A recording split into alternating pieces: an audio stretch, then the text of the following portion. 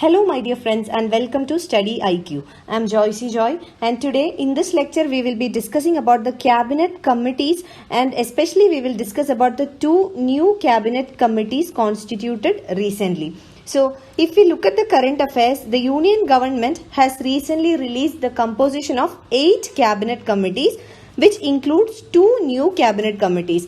Earlier there were 6 cabinet committees and in addition to the 6 cabinet committees, 2 new committees are added by the new union government.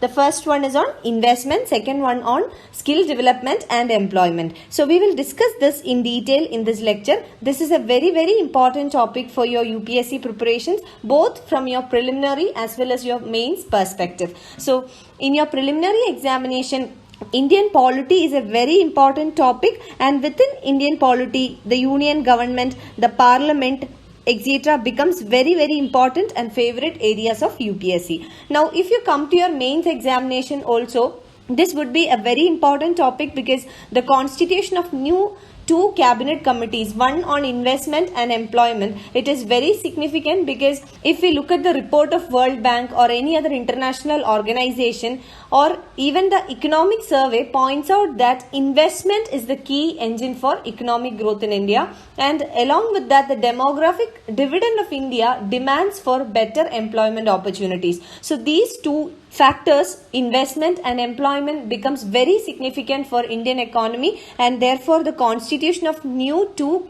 cabinet committees in these 2 matters becomes very significant. So every chance that UPSC can ask a question from cabinet committees in the upcoming mains or in any other upcoming examination. So from all that perspective, we will try to cover the significance and importance of cabinet committees, especially the 2 new cabinet committees. How is the constitution of cabinet committees decided and how is it formed, whether it is mentioned in the constitution, what are the key cabinet committees already existing and the 2 new committees that are formed, how is the composition, what are the functions, all this we will discuss in detail in this lecture. So let us start the lecture, but before that, this is our channel StudyIQ and we are providing pen drive courses for various competitive examinations including SSC and bank courses, UPSC optionals, SSC JE courses, teaching examination, railway examination, defense examination, RBI grade B, NABARD grade A, UGC NET, UPSC Civil Services Examination, CLAT exams for various state PSCs and also for various professional courses. You can visit our website www.studyiq.com for more details, or you can call to any of these numbers for more information. So let us start. Let us first understand what is the current affair. So 2 new cabinet committees are set up by the union government. Already there were 6 cabinet committees, and in addition to the 6 cabinet committees, 2 new committees, one on investment and the second one on skill and employment, has been constituted recently by the union government. So we will discuss about this in detail. Let us first understand what is the significance of cabinet committees and what is the primary function of cabinet committees. So cabinet committees are institutional arrangements that reduce the workload of the cabinet. Now, cabinet refers to the most important portfolios assigned to the ministers or group of ministers or the council of ministers. Now, if we look at a previous year UPSC question, in the year 2017, in the UPSC preliminary examination, UPSC has asked one question. The question was the cabinet form of government. What is the function or the significance of cabinet form of government? So cabinet form of government and the parliamentary form of government are interchangeably used. So an in-depth knowledge or an in-depth understanding of this topic is very important if you want to answer this question. So such type of questions are expected in UPSC preliminary examination. So year after year, you see that the number of analytical question increases and factual questions decreases. So an in-depth knowledge or a proper understanding of different terms are very important. Now, what is meant by cabinet? Cabinet refers to a group of ministers or a few ministers from the council of ministers who handle the most important portfolio. For example, the Home Ministry, Defense Ministry, Finance Ministry, External Affairs Ministry. These are all cabinet ministers who enjoy the cabinet rank. So the cabinet committees are institutional arrangements that reduce the workload of the cabinet. So these are basically extra constitutional in nature. It means that they are nowhere mentioned in the constitution. So they are not mentioned in constitution and they are extra constitutional in nature. Such type of facts are very, very important for your examination. And the executive functions or works under the Government of India Transactions of Business Rules 1961. And this rules, the Government of India Transaction of Business Rules, emerge out of Article 77, Section 3 of the Constitution. So according to the business rules, the President of India, the President shall make rules for convenient transaction of the business of the Government of India and also for the allocation among ministers of the said business. So according to the rules mandate that the minister in charge of a department or a ministry has to dispose all the business allotted to a department under him or her. For example, let us take the Ministry of Health and Family Welfare. So this is an example. So the minister in charge of this department or the Ministry of Health and Family Welfare will have to dispose all the businesses that are allotted to this particular department. And in another case, if the subject involves more than one department, suppose a particular subject involves the participation of more than one ministry or more than one department, then the decision will have to be taken on concurrence. So it has to be decided by all the ministries or the departments involved. And in case if there is a failure on such concurrence, then the decision has to be disposed of by the cabinet or it comes under the authority of the cabinet. Hope this is clear for you. So this is the significance of cabinet. Now, how is the cabinet formed or what is the formation process of a cabinet? So basically the Prime Minister constitutes standing committees of the cabinet and sets out specific functions assigned to them. So it is upon the Prime Minister who can decide to add or to reduce the number of committees.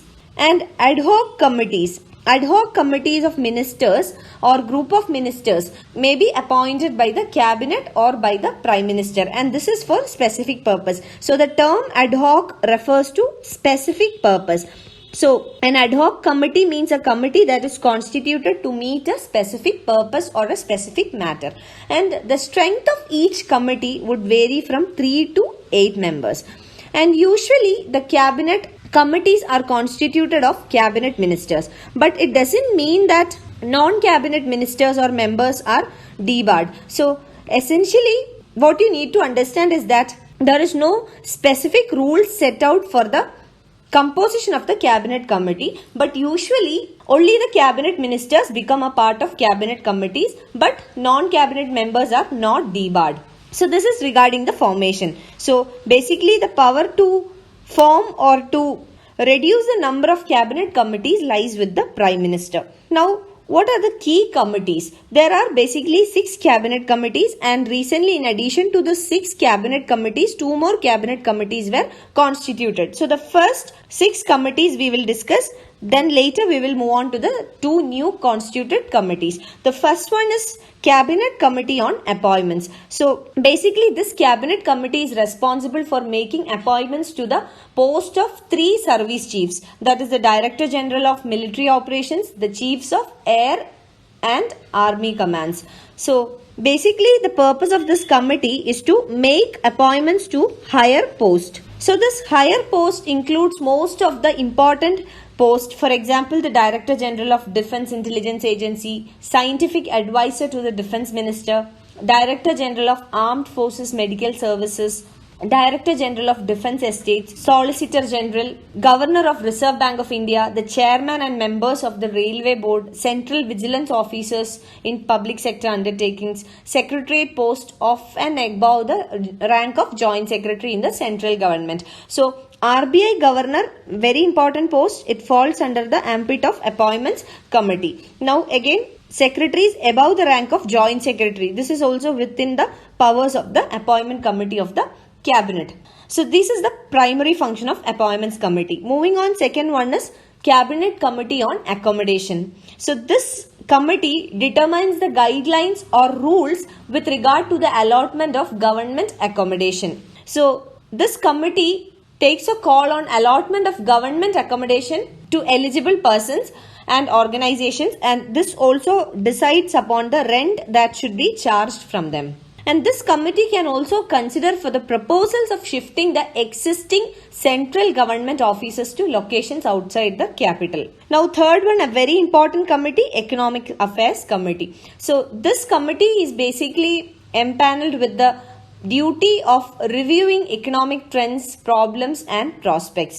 So basically the purpose of this committee is to come up with a proper economic policy for the economy. So in that sense, it has to coordinate the activities requiring policy decisions at the higher level, and fixation of prices of agricultural produce, fixation of prices of essential commodities. Any proposal for investment more than 1,000 crore has to be approved by this committee. Then regarding industrial licensing policies, public distribution system, MSP, all this falls under the ambit of Economic Affairs Committee. Next one is Parliamentary Affairs Committee. So this committee is responsible for scheduling the parliament sessions, and this committee also monitors the progress of the government business in the parliament. Next one is the most important committee among all these cabinet committees, that is Political Affairs Committee. So this committee addresses the issues related to center and state relations. So this committee is responsible for ensuring a coordination between center and states and thereby improving the federal relations. Next one is Cabinet Committee on Security. So this committee deals with issues related to law and order and internal security. So law and order and internal security. So in that sense, it deals with policy matters concerning foreign affairs that has a connection with internal or external security or implications over security issues. And this committee also deals with capital defense expenditure, which involves more than 1,000 crore rupees.